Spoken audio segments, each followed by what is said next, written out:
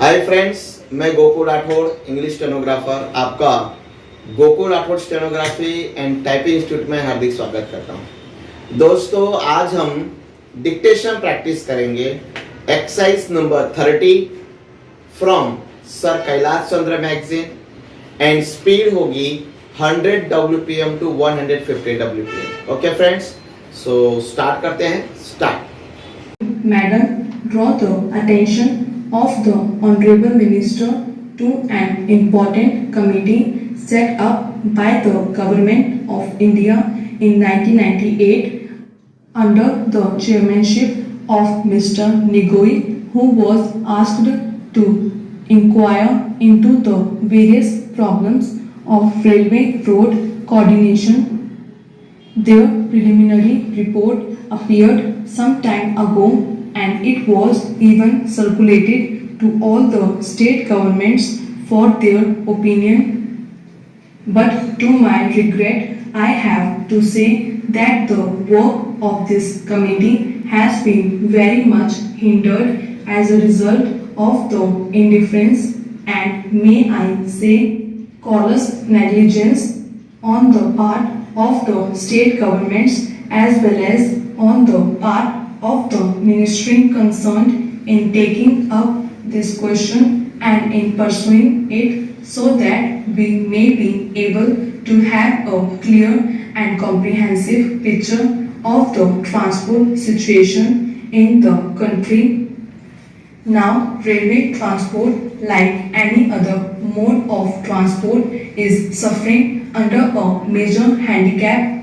The handicap being that we do not know, nor does the Railway Ministry know, what the exact quantum of transport requirement in the country is and what the rising demand is which the railways are expected to cater to in future.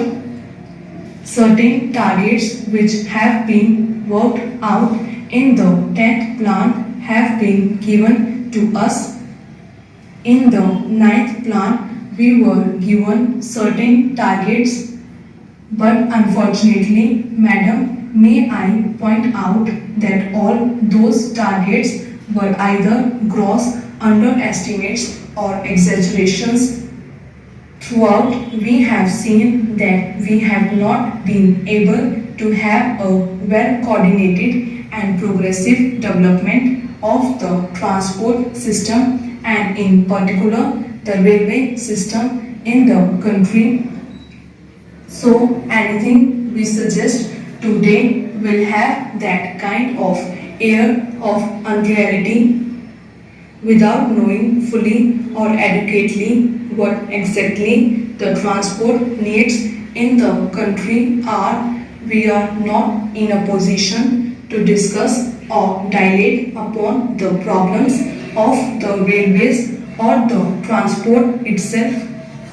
Madam, last year when I was speaking on the budget, I pointed out that there had been planning of some sort, but within this planning there had been sufficient planning in the functioning of the administration.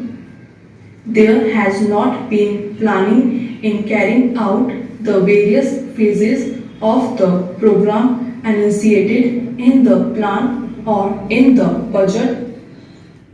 Frequently, we come across the statement by the Honorable Minister that the railways have not been able to fulfill certain things. I went through the pages of the budget papers and also the speech of the minister.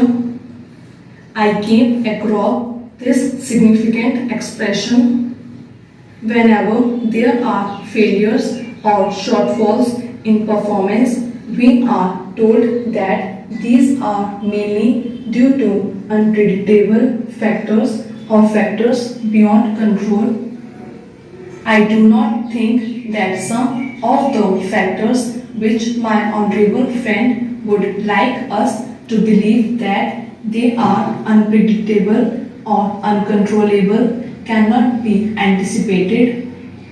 For instance, I may draw the attention of the Honorable Minister to one important fact, that is, we have been supplying since some time past empty haulage for a long distance to collieries, to steel factories and so on. We are told that this empty haulage is unavoidable, that we have to find empty wagons to steel factories and collieries to carry raw material or perhaps coal and the like. So for a long distance we find wagons going empty, but if there had been a research cell and organization in the ministry to find out ways and means of utilizing these wagons fruitfully, be avoiding bottlenecks in between, we could have solved the transport difficulty to a certain extent. I do not want to be told by the minister that this is a physical impossibility. Even in the advanced countries of the world, every movement of wagon, coach and engine is planned before it is put into operation. It is unfortunate and tragic that in this country, after a decade of planning, we have not been able to think in terms of planning while executing the works. Now, in regard to some of the general problems of the railways, I would say first of all that the rise in demand is so great that we have to be prepared to provide not only adequate but also effective transport facilities to our people. I need not tell the House that the railway transport system in general is greatly dependent or interdependent on the general economy of the country. But during the last one decade, there has been one significant factor that has to be appreciated, that is, the demand for transport is increasing at a faster rate than the rise in the national income or the rise in production in any sector or in any industry. This is a factor that has not been adequately appreciated. Even if it has been adequately appreciated, no attempt or sincere efforts has yet been made to carry out the fulfillment of the needs of all the sectors of our economy.